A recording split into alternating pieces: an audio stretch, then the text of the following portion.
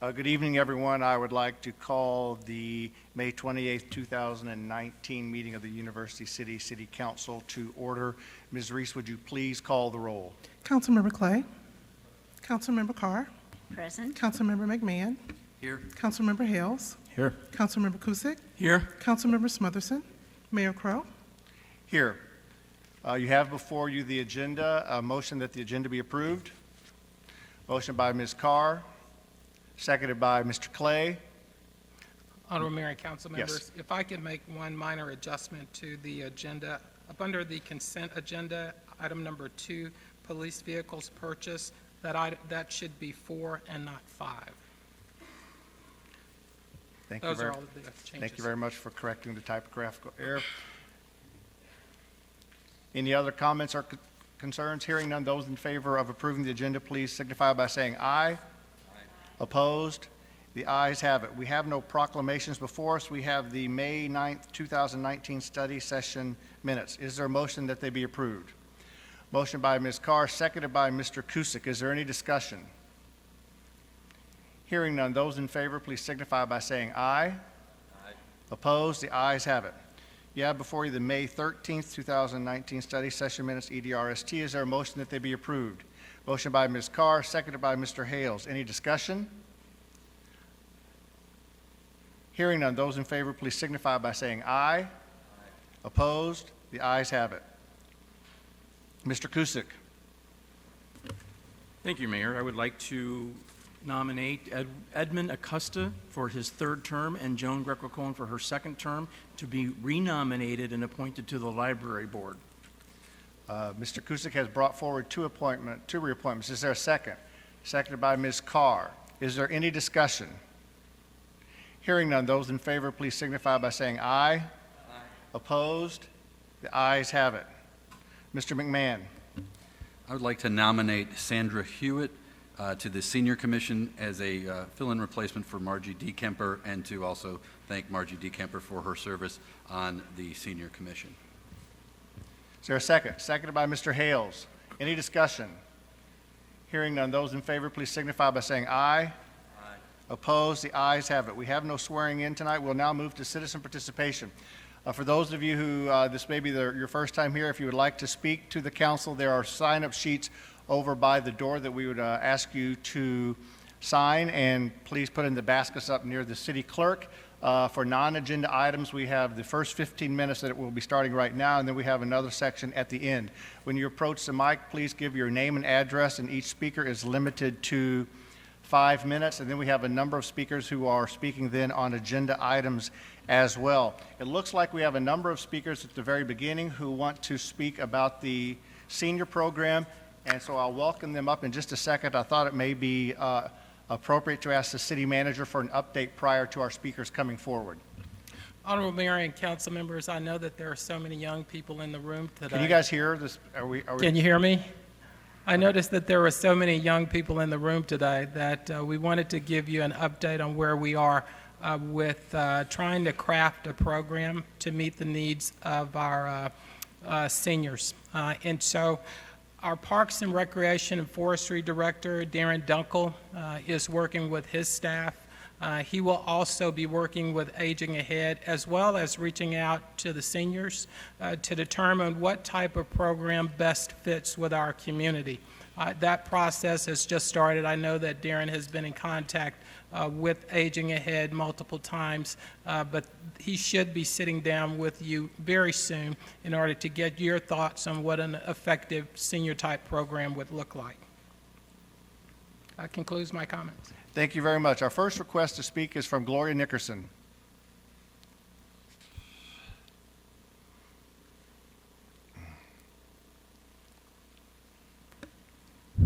Good evening, Mayor, to the Mayor, City Council, City Manager, City Attorney.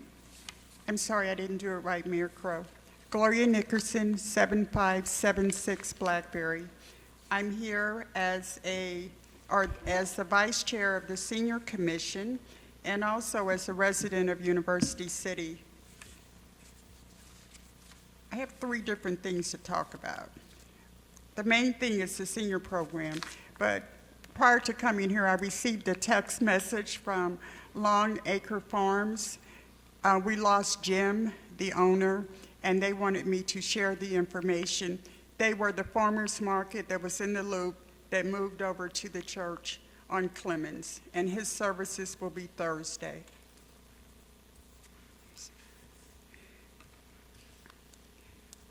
The reason that I thought I should speak about the senior program, could you all stand that are affiliated with the U-City Senior Program?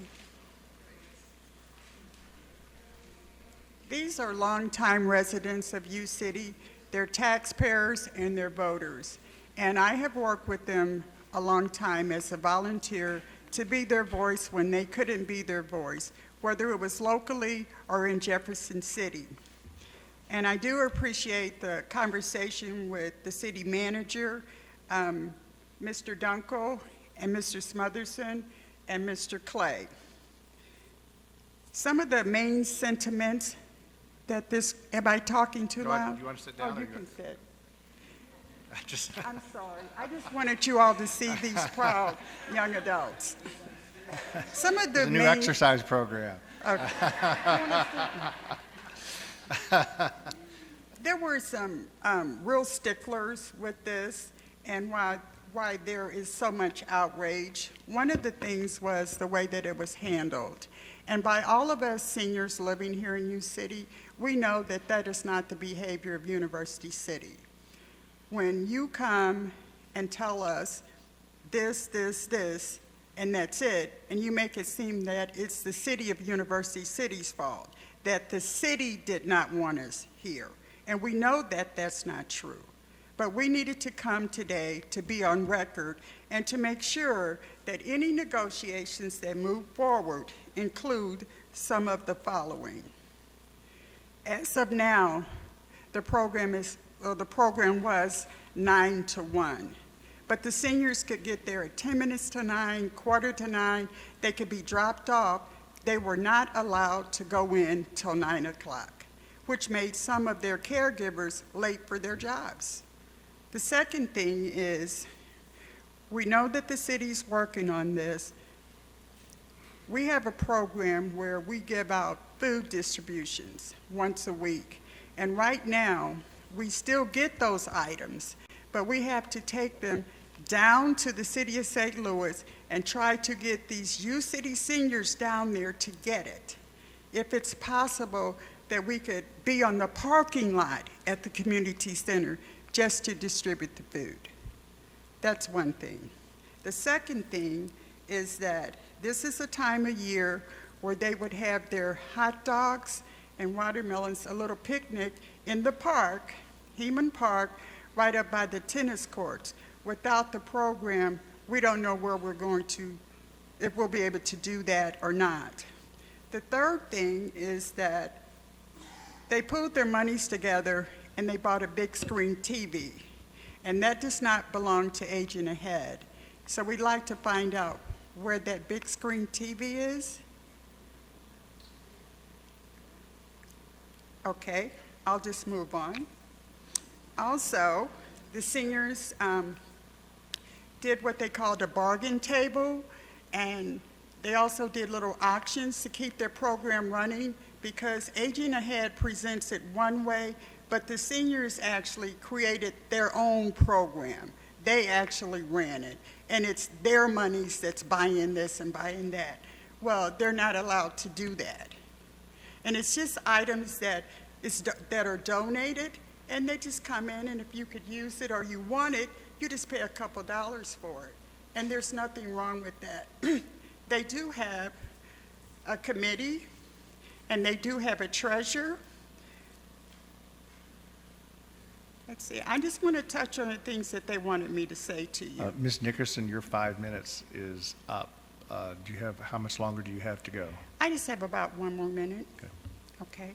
And the other thing is they want the program to still go Monday through Thursdays, and they're okay with 9 to 1, and they don't want to be a part of anything that Aging Ahead does because of the disrespect from the Aging Ahead employees. Thank you. Thank you very much. Our next request to speak is from Beverly Ann Johnson.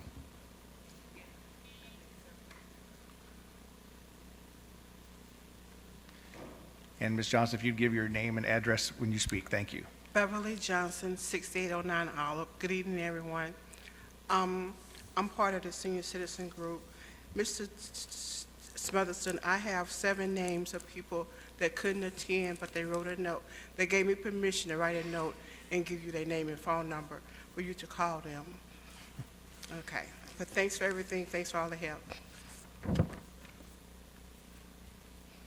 Thank you very much. Our next request to speak is from Joan Reynoso. Ma'am, everything's kind of being, yeah, no one can hear you, and there's also, sorry to that.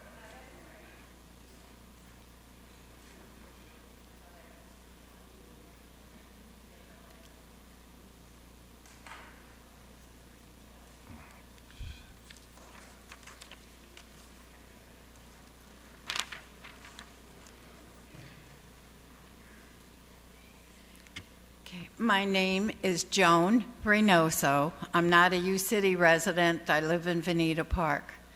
But my husband, but we did join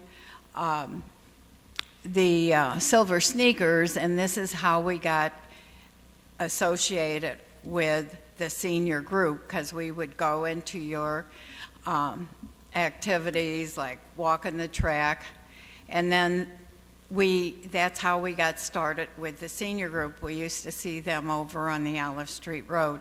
Very nice to my husband loved it. He has passed away since then. Actually, I would drop him off so I would have a few minutes to myself. But he's passed away, and since then I joined the group. And since the Aging Ahead moved out to the Y, it is very difficult for me to get there. And I'm sure a lot of our others in the group. And this group of 50 to 60 people have become such close friends, and I know they're not going out to the Y out there, at least most of the group. And it's really hurting a lot of people. I know I can find things to do, but I know there's a lot of the people that I associated with that we have gotten so close, and it's so easy. You know, we just don't know where to meet, and we're hoping that you will consider keeping us at the center on Pennsylvania. We can, like Gloria said, we pretty well have our own program. And we love just being together, and it just, just to meet with everybody, it's just wonderful. I mean, I'd invite any of you seniors to come too. You would like it. I'm not kidding you. We have a good time. So I won't keep you any longer, but I just want you to know if whatever you can do, we'd love to stay over on the center. Thank you. Thank you very much. We're glad to have you this evening. That concludes this portion of the citizen participation section of the agenda. We'll now move forward to public hearing. We have a public hearing. The opening time for the public hearing will be 6:43 on zoning text amendment medical marijuana bill 9385. Has anyone signed up to speak? No, not at this time. No one has signed up to speak. We will now close the hearing at 6:43. We'll now move forward with Section J, the consent agenda with the typographical error from 5 to 4. Is there a motion to approve the consent agenda?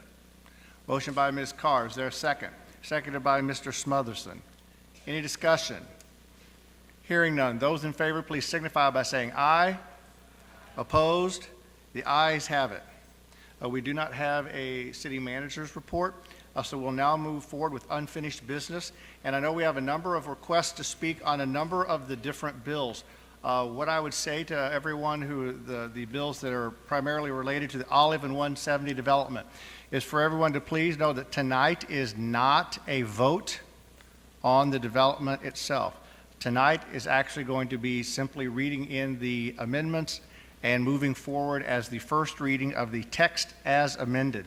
The vote will occur in approximately two weeks on the June 10th meeting here in City Hall, just so everyone knows. And many people who signed up to speak tonight signed up basically to speak on the bills themselves. What I thought I would do is, as my colleagues introduce the first one, once it is introduced, then we will allow folks to speak. If in fact that's not the bill you want to speak to, you're happy, if you want to tell me that you want to speak on a different bill, that is fine, but I'm going to assume that most of you want to speak on the project in general, and we would like to give you the opportunity to speak up front. But if in fact you tell me it's a specific bill you'd like to speak to later, then we will call on you at that time. So we will now move to unfinished business, Bill number 9370. What is the pleasure of the council? Ms. Carr. I move that amended Bill number 9370 in the City Council packet for this meeting be filed with the City Clerk as a substitute for the pending Bill number 9370, and that Bill number 9370 be amended accordingly. Is there a second? Seconded by Mr. Hales. Is there any discussion?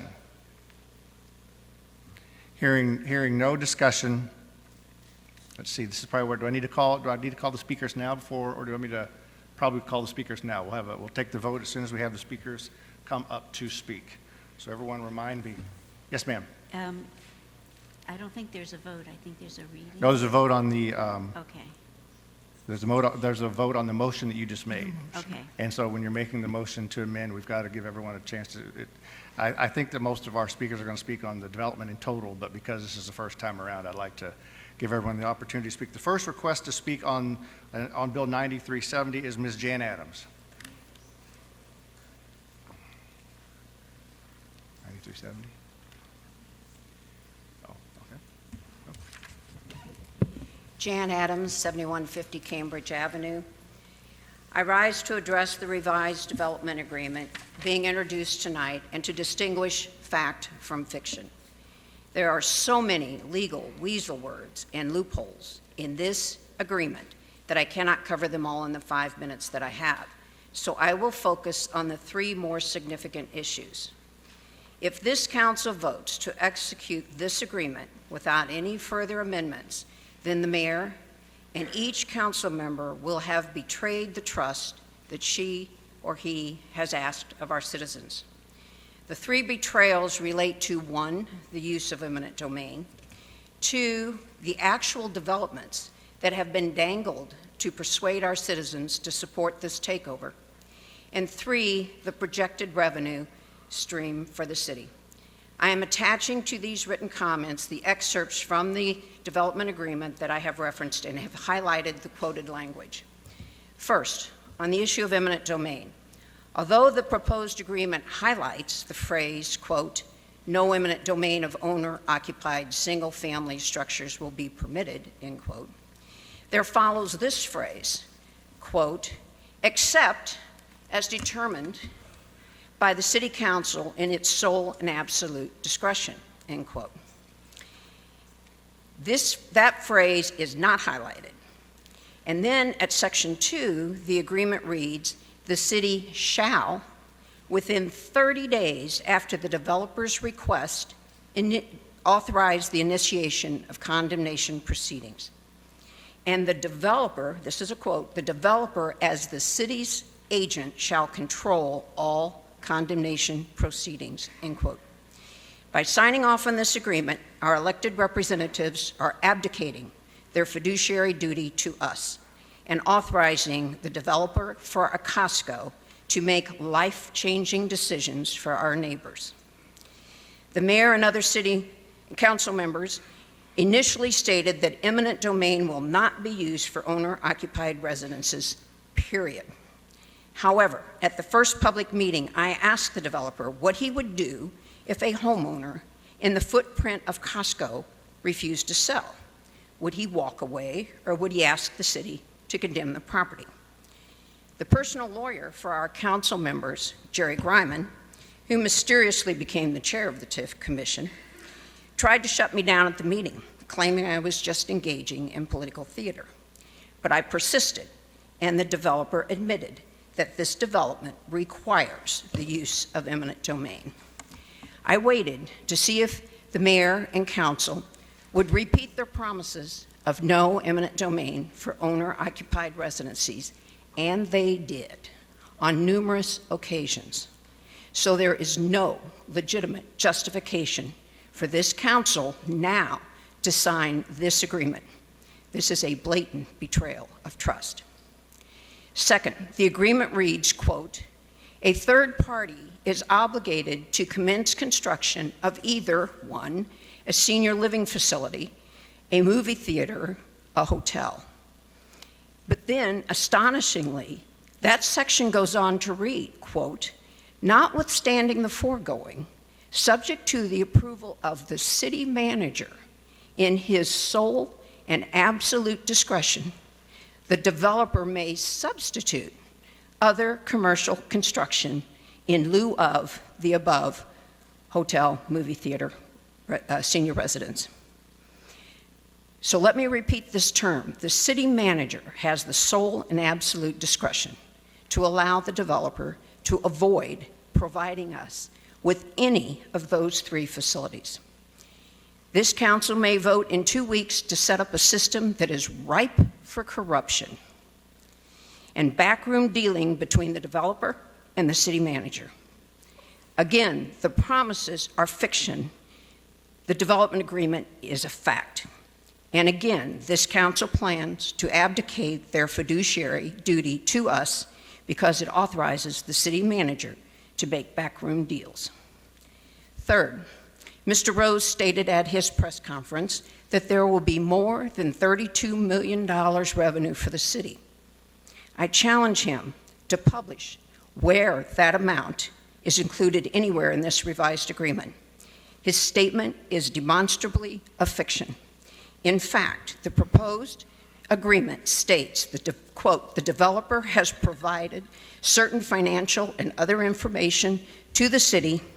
The project data have changed and will further change. The developer cannot and will not make any representation that the project data previously provided is currently true and accurate." Ms. Adams, your time has expired. I have one final wrap-up statement. I urge this council to go back into negotiations and amend at least these three terms and any other errors and omissions that exist, and then introduce an amended agreement at the next council meeting.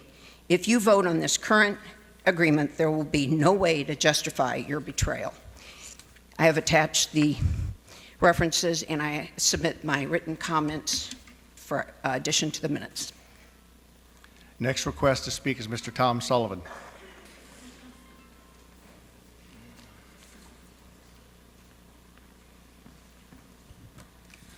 Tom Sullivan, 751 Syracuse.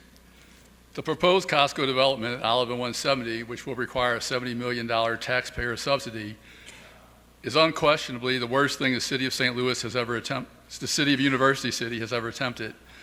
The values that have long been part of the city, citizen participation, inclusion, diversity, and concern for all citizens, are being badly trampled on by city officials who seem obsessed with wanting to destroy everything on 50 acres of land. It is unconscionable that you have created hardships for many home and business owners, and you have done irreparable harm to University City. But as you have all made clear, you could care less. Citizens have been deceived, information has been covered up and withheld, and some residents have been harassed by city officials, including Mayor Terry Crow, just for questioning the proposal.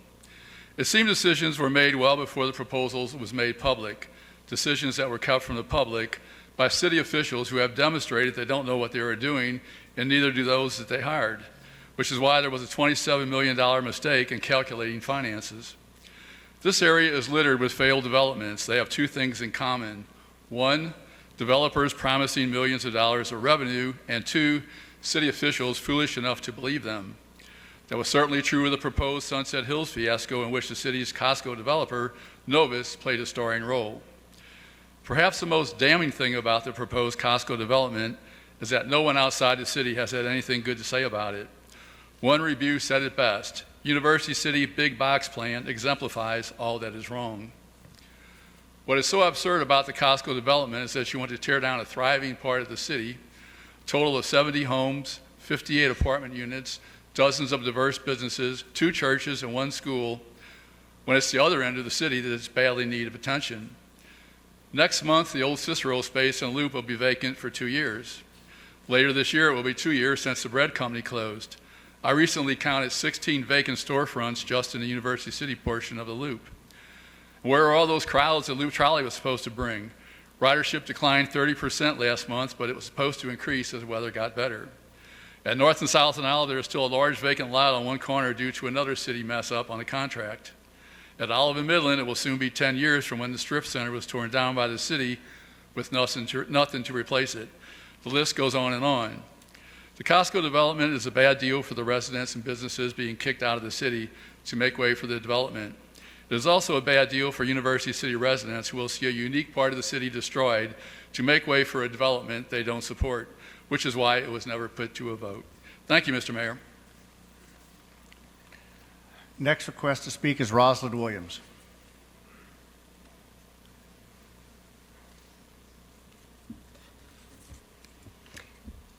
Good evening. Rosalind Williams, 7408 Chamberlain Avenue, University City. I'm an enthusiastic supporter of the Olive 170 TIF and happy to see that the TIF redevelopment plan project and agreements with the developer will finally be voted on and approved, I hope. As a co-founder of WITH, a nonprofit advocate for inclusive mixed-income neighborhoods, we have been involved with the Olive 170 redevelopment project from its inception. This project was formulated specifically to improve the housing market in the Third Ward. There has been excessive disagreement and turmoil throughout the community towards this project due to a lack of clarity in the presentation and explanations, unfortunately, by the city. I blame this, though, on the lack of a clear vision, goal, and strategies that would be included in an action plan for the Third Ward neighborhoods. A Third Ward turnaround will not happen just will not happen just by spending monies on miscellaneous projects and projects. Unfortunately, this has been the approach in the St. Louis area for decades and has produced inconsequential changes in declining neighborhoods north of Olive and Del Mar. I urge Council to begin immediately to engage Third Ward residents and other stakeholders to create a strategic action plan for the neighborhoods involved in the Third Ward and the use of the TIF funds. If TIF funds are the only source of funds for housing activities available to the city at the level needed to revitalize the Third Ward, and therefore the primary reason for this project. I am happy to see that other provisions in the agreement with the developer will open up employment to University City residents, especially those in the Third Ward. However, I'm disappointed in the agreement with the level of uncertainty regarding the implementation of the First Opportunity Employment Initiative. I hope the city will pursue vigorously this initiative because since it is one of the most direct and significant benefits that comes out of this TIF. Once the redevelopment plan and agreement are approved, Novus will begin to acquire properties and begin relocation. The city should immediately begin to make available housing alternatives available for displaced residents. The city should also appoint someone familiar with the Third Ward housing market to work in conjunction with the relocation specialists to advocate for and facilitate the use of the city's housing relocation incentives. I want to touch on another subject related. I was involved in the negotiations with Novus until the city began discussion of the funding alternatives.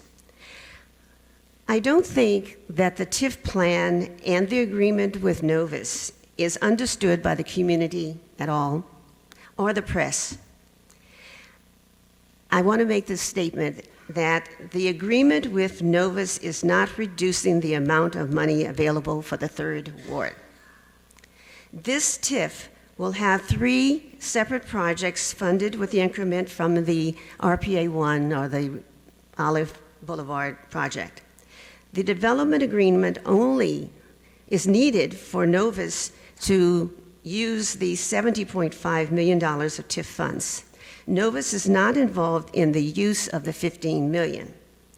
However, the city complicated this agreement by insisting on an additional deal with the developer involving the financing of the $15 million in the event that the project falls short of the increment required. This arrangement does not reduce the amount nor preclude getting the full $15 million for a successful TIF project. From my experience with a similar project in Kirkwood, this arrangement is unnecessary, but is included as a precautionary supplement for the city. I hope this explanation clarifies what wasn't communicated very well Ms. at the Williams, recent your press time- conference. Your time has expired. 2 seconds. Judging by the opposite reporting in the newspapers and the discussion on social media. Thank you for your time. Our next request to speak is Patricia McQueen.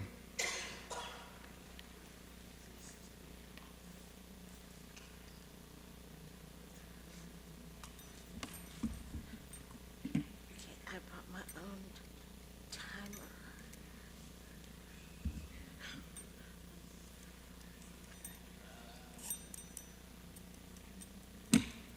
I'm trying to be respectful of time, so I brought my own timers. Works for me. I'm Patricia McQueen at 1132 George Street, 3rd Ward, University City.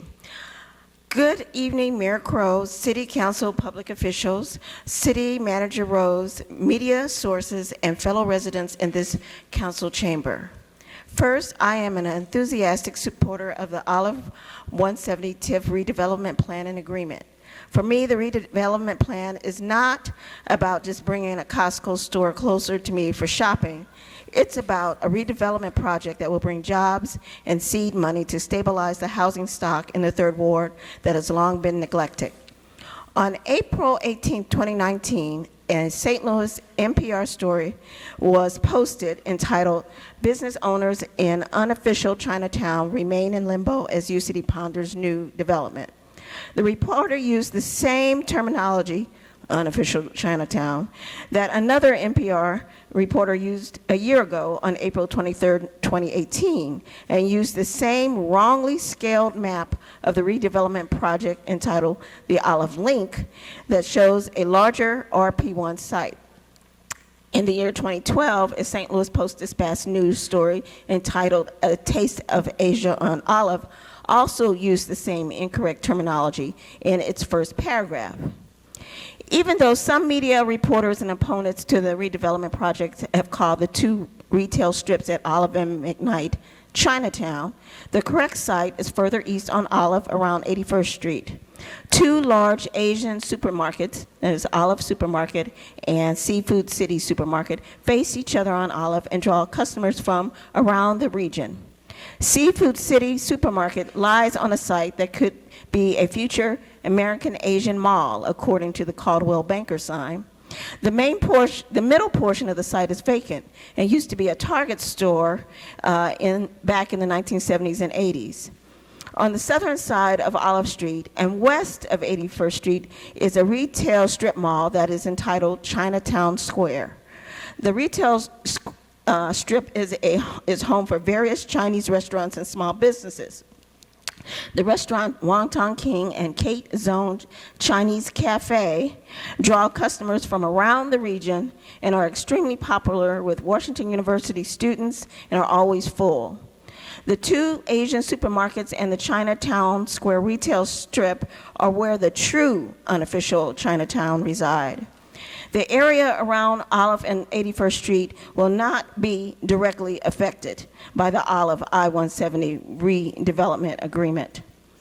The retail strips around Olive and McKnight Boulevard that the media incorrectly labeled unofficial Chinatown are not composed of predominantly Chinese businesses.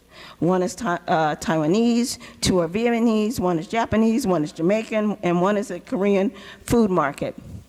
One should be careful when using the terminology Chinatown. American Chinatowns have been viewed in two ways. An online quote says, American Chinatowns are viewed by some as ethnic ghettos and places of exploitation by an internal Chinese American business elite and by society as a whole.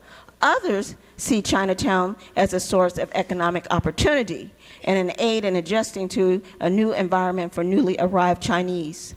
Chinatowns have been defined as an area of a city where many Chinese people live and where there's a lot of Chinese restaurants and shops. University City clearly supports the second half of the definition pertaining to the restaurants and shops, but there is no census tract data proof that many Chinese people live in the area surrounding those restaurants and shops. I see the Chinese businesses in the unofficial Chinatown area around Olive and 81st Street as a source of economic opportunity for the municipality and the region. I also see the Olive I-170 redevelopment project as enhancing indirectly the economic opportunity for that area. In closing, I wish the media, reporters, and the opposition would get their facts straight about the international businesses on Olive. Chinatown is not where they say it is, economically speaking. NPR should also stop using the wrongly scaled Olive Link map as the one representing the Olive I-170 redevelopment project. I wish the new University City Economic Development Director will start to engage and speak with the international businesses along Olive. Maybe an economic development plan like the draft Chicago 2014 Chinatown Vision Plan could be developed for the American Asian Mall and encourage and enhance the Chinese business hub in University City that could truly be an economic engine for the region. Respectfully submitted, Patricia McQueen. And I'm going to give you my statement. I'm going to give you the photos I took. And to let you know, if you go to Barnes & Noble or just on Amazon and order this book, it has the businesses that are on Olive in it. Thank you.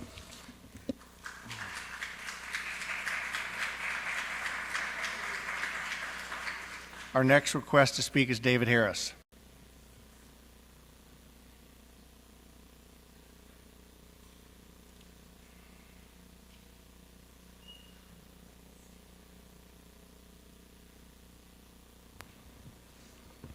Good evening. My name is David Harris. My address is 8039 Gannon. I'm here to speak about the proposed Olive 170 redevelopment project and the revised redevelopment agreement. Overall, concerns about economics, employment, engagement, and equity are still not adequately addressed or explained by the revised agreement. The revised agreement appears to benefit the developer, Novus, and the primary occupant, Costco, more than us, the citizens of University City. There are two new clauses that try to benefit us, but those clauses need improvement. I will not be able to cover all these topics and the many specific concerns about the agreement in the 5 minutes that I have. What I cannot cover now I will send by email to you in the next few days, and I will make public when possible. Later in my comments, I will explain some reasons I think citizens should have more time than just 5 minutes of public comment to try to discuss the agreement with you, and I hope you agree. The revised agreement was made available to the public on the city website on May 17th. However, the fourth revision of the redevelopment plan, dated April 18th, and the updated cost-benefit analysis for each area, dated May 9th, are not on the city website and were not made public until the agenda packet for tonight's meeting was released, and they were released without any details about changes from previous analyses. Why were the revised plan and revised cost-benefit analyses not timely made available for review? Maybe city administration did not care about providing them because of one of the troubling additions of the agreement. I call your attention to new paragraph 8.1F, which states, quote, "The city cannot and will not make any representations such analyses were or are true or accurate." How can you agree with this clause, saying that you and we cannot rely on any numbers that are given? Well, I have to rely on something, so I'm still going to use them. In February, I explained how the promise of $10 million for Ward 3, the promise of $5 million for the Olive Business Corridor, and the need for $9 million for public safety would use up all of the available city tax revenue from the project over 23 years, which may be about $25.7 million. My explanation has not been refuted. The agreement does not address this lack of additional revenue and now highlights several more issues. I only have time for 2 of those issues. First, the agreement commits the city to issuing TIF notes to reimburse the $3 million advance payment and then using city revenue to pay the notes or pay the bonds that will likely replace the notes. Can you obligate the city revenue to pay notes or to pay bonds without a vote of the people? Funders will be requesting legal opinions from the city attorney and bond counsel. That payment is duly and properly authorized and approved. You should receive the same sort of opinions now, and the opinions should be made public. Second, the TIF Commission approved a tax subsidy of $70.5 million. The TIF note commitment for the advance payment increases the subsidy by $3 million to $73.5 million, and sections 2.2 and 2.3 of the agreement may increase the subsidy more. Therefore, it appears the TIF Commission needs to be re-involved. Amended Bills 9370 through 9373 that are on tonight's agenda state, quote, "The amendments to the redevelopment plan did not affect the maximum TIF assistance under the redevelopment plan, and accordingly may be approved under the TIF Act without further involvement of the TIF Commission. However, the agenda item cover for each bill and for Bill 9379 ignores the increase, and the bills are no longer accurate." In paragraph 5.1D, the city is still holding back $15 million from Novus unless 3 key conditions are met. The holdback makes sense. However, now added is that the city manager has sole discretion to approve changes to those conditions. No single unelected official should have that authority, and I do not understand why you would allow it. Costco has negotiated additions to the agreement. Everywhere the phrase, quote, "end user of the North Phase anchor site," end quote, appears is likely a Costco clause. There are 8 such clauses and several more that are probably related to them. The most troubling addition is paragraph 3.9B3. David, how much time do you need? How much time? Your time's One more up. paragraph after this. Thank you. The most troubling addition is paragraph 3.9B3, where Costco is exempted from the minority contractor and workforce requirement. The requirement is already a bare minimum. Why would you allow Costco to be exempt, further weakening the benefit? I'm disturbed, and I think you should be disturbed, that Costco is being allowed to work on this agreement behind the scenes before Costco is publicly identifying itself. Moreover, very few of the many specific questions, recommendations, and concerns that have come from citizens, including me, who are identifying ourselves, have not been answered or addressed publicly by council members or city administrators, despite numerous written and spoken requests. That failure to respond is not transparency, and it is not engagement. It's what I was saying. We need more time than just chunks of 5 minutes to speak, to discuss with you the details of this agreement. Costco and Novus have that time, so should we. I would appreciate my comments being included with the minutes of this meeting. Thank you for your time.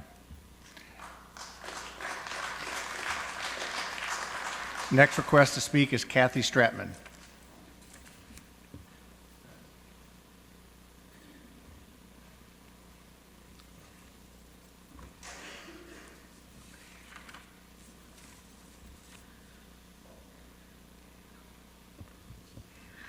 Kathy Stratman, 6855 Plymouth Avenue, University City, 3rd Ward. I know I should have spoken early on this, but I'm a newer member of the Senior Commission, and I'd like to encourage the city to work on having a really nice senior program. Now, this is regarding, I support the Olive I-70 project fully. I have from the beginning. I would like to ask that our council work to have a plan engaged for the anticipated monies it will bring in. Further, I'd also like to add that due diligence be made to oversee these monies and not have them in the sole proprietorship of the city manager. And I would like that these monies be used for the 3rd Ward as promised. Thank you. Thank you very much. Our next request to speak is Yvette Liebsman.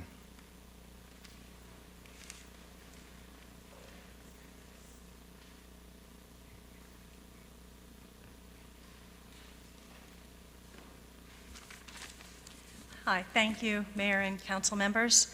I am Yvette Joy Liebesman. I live at 7570 Cornell Avenue here in University City. I'm here today to talk about my support for the proposed development at the I-170 Olive Interchange. When I look at the plan, I see beyond the money that's being dedicated to the 3rd Ward and for the improvements on Olive Boulevard and the other benefits that are being touted. I see jobs. I see living wage jobs with benefits. I see parents making enough from one full-time job so they can have dinner with their children and see them off to school in the morning. I have neighbors for whom this is not true. I remember when this was not true for me. The starting wage at Costco is $14 an hour plus health insurance and educational assistance and other benefits. Costco employs at each store between 200 and 300 full-time workers plus part-time and seasonal workers. Costco alone would employ more people than all of the current businesses there and at living wages and with benefits. There's on the plan a supermarket. The average supermarket employs 75 to 150 people. And if it's a Deerbergs, that means those are union jobs with benefits. The average hotel employs 8 to 10 people for every 10 rooms. A 100-room hotel would thus employ 80 to 100 people. And there are other stores and the food court. A conservative estimate would be 500 new jobs for our residents and those in nearby communities. And then we have self-storage and buyer lumber, which is for sale. We have check cashing. We have a tattoo parlor. How many of those do our residents are currently employing our residents, and at what wages and with what benefits? I have to wonder about the people who are speaking against this project, about why they hate their neighbors so much. Do you really, or is it that you hate the council members so much that you don't care how much it would benefit your neighbors? You just want it to fail because who's on this dais?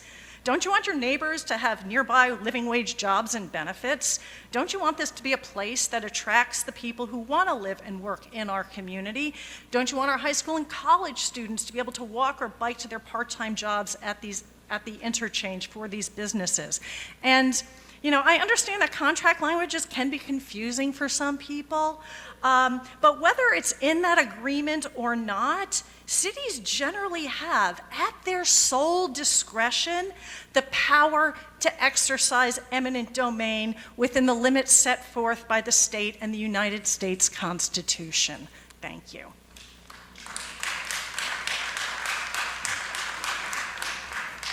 Our next request to speak is Aaron Ginsberg.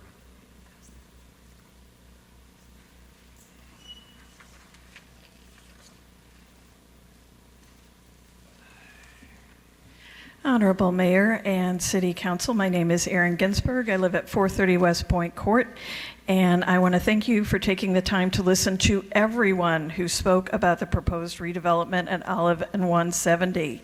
After more than a year of hearings and meetings and public discussions, the clear majority of U-City residents want an economic engine like Costco to provide jobs and revenue for our community. We want an infusion of funding to stabilize Ward 3, and we want to upgrade infrastructure along Olive's International Business District. I am here to state my strong support for this. Thank you. Thank you very much. That concludes all of the requests to speak on the Olive and 170 agreement. We are at Bill number 9370, where we have had an amendment offered, and we have had discussion. Any further discussion by council? Hearing none. Those in favor, please signify by saying aye. Opposed? The ayes have it. Ms. Reese, would you please give a first reading to Bill number 9370 as amended? An ordinance designating a portion of the city of University City, Missouri as a redevelopment area, approving the Olive Boulevard Commercial Corridor and Residential Conservation Redevelopment Plan, and making findings related thereto. Thank you very much. We will now move to Bill number 9371. What is the pleasure of council? Mr. Smotherson. Mayor Crow, I move that the amended bill number 9371 in the city council packet for this meeting be filed with the city clerk as substitute for pending bill number 9371, and that bill number 9371 be amended accordingly. Is there a second? Seconded by Ms. Carr. Is there any discussion? Hearing no discussion, those in favor, please signify by saying aye. Opposed? The ayes have it. Ms. Reese, would you please give first reading to Bill number 9371 as amended? An ordinance approving a redevelopment project for redevelopment project area 1 of the Olive Boulevard Commercial Corridor and Residential Conservation Development Area, adopting tax increment financing with respect thereto, and authorizing certain actions by city officials. Thank you very much. We will now move to Bill number 9372. What is the pleasure of council? Ms. Carr. You're not on. I move that amended Bill number 9372 in the City Council packet for this meeting be filed with the city clerk as a substitute for pending Bill number 9372, and that Bill number 9372 be amended accordingly. Thank you very much. Is there a second? Seconded by Mr. Hales. Is there any discussion?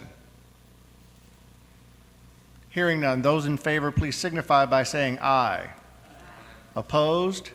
The ayes have it. Ms. Reese, would you please give a first reading of the bill number 9372 as amended? An ordinance approving a redevelopment project for Development Project Area 2 of the Olive Boulevard Commercial Corridor and Residential Conservation Redevelopment Area, adopting tax increment financing with respect thereto, and authorizing certain actions by city officials. Thank you very much. We now move to Bill number 9373. What is the pleasure of council? Mr. Cusick. Thank you, Mayor. I move that amended Bill number 9373 in the City Council packet for this meeting be filed with the City Clerk as a substitute for pending Bill number 9373, and that Bill 9373 be amended accordingly. Thank you very much. Is there a second? Seconded by Mr. Smotherson. Any discussion? Hearing none. Those in favor, please signify by saying aye. Opposed? The ayes have it. Ms. Reese, would you please give first reading to Bill number 9373 as amended? An ordinance approving a redevelopment project for Redevelopment Project Area 3 of the Olive Boulevard Commercial Corridor and Residential Conservation Redevelopment Area, adopting tax increment financing with respect thereto, and authorizing certain actions by city officials. Thank you very much. We'll now move to Bill number 9379. What is the pleasure of council? Mr. Hales. I move that amended Bill number 9379 in the City Council packet for this meeting be filed with the City Clerk as a substitute for pending Bill number 9379, and that Bill number 9379 be amended accordingly. Thank you very much. Is there a second? Seconded by Mr. McMahon. Any discussion? Hearing none. Those in favor, please signify by saying aye. Opposed? The ayes have it. Ms. Reese, would you please give a first reading to Bill number 9379 as amended? An ordinance approving a redevelopment agreement and district project agreement in connection with the Olive Boulevard Commercial Corridor and Residential Conservation Redevelopment Plan. Thank you very much. We will now move to Bill number 9385, which to my understanding is up for its second reading. Am I correct? Correct? Thank you very much. Could we please have the second reading of Bill number 9385? An ordinance amending Chapter 400 of the Municipal Code of the City of University City relating to zoning by amending Sections 400.030, 400.510, 400.570, 400.620, 400.630, and adding Division 15 to Article 5 of Chapter 400 zoning code thereof relating to medical marijuana regulations containing a savings clause and providing a penalty. Thank you very much. May we have the third reading? An ordinance amending Chapter 400 of the Municipal Code of the City of University City relating to zoning by amending Sections 400.030, 400.510, 400.570, 400.620, 400.630, and adding Division 15 to Article 5 of Chapter 400 zoning code thereof relating to medical marijuana regulations containing a savings clause and providing a penalty. Thank you very much. Is there a motion to approve? Motion by Mr. Smotherson. Is there a second? Seconded by Mr. Clay. Any discussion? Hearing none. Ms. Reese, would you please call the roll? Councilmember Carr, Aye. Councilmember McMahon, Aye. Councilmember Hales, Aye. Councilmember Kusick, Aye. Councilmember Smotherson, Aye. Councilmember Clay, Mayor Crowe.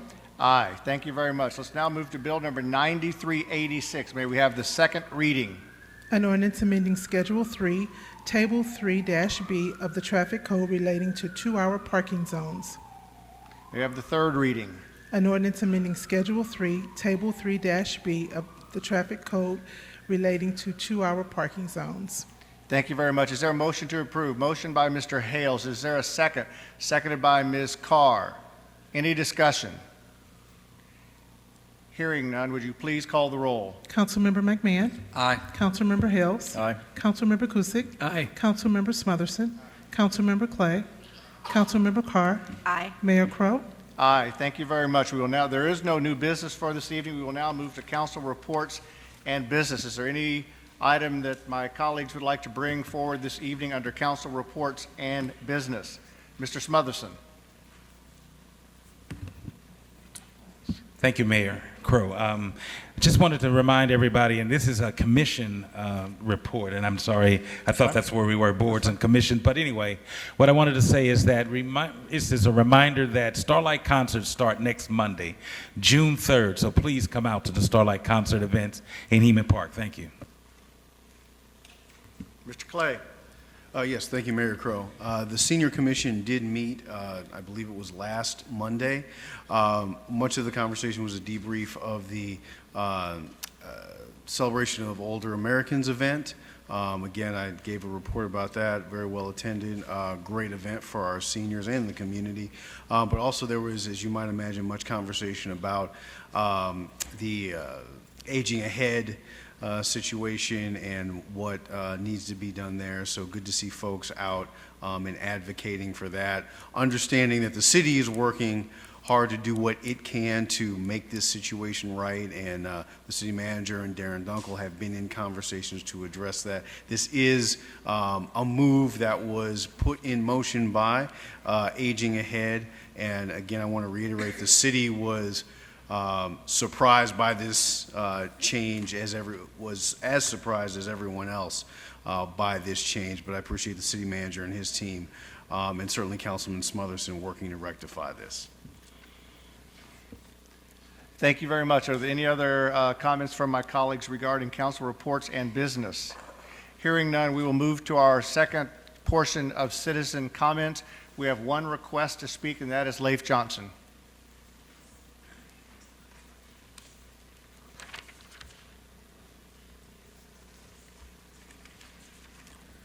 I thank the mayor and city council.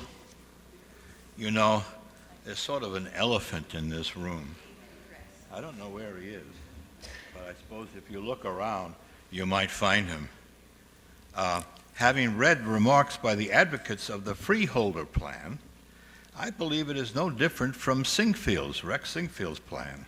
For example, Howard Sanger, the former mayor of Clayton, said, now that Singfield is failing, quote, it is incumbent upon the leaders of our region to have a plan B, an appropriate alternative to Better Together, would be to adopt the best elements of their proposal.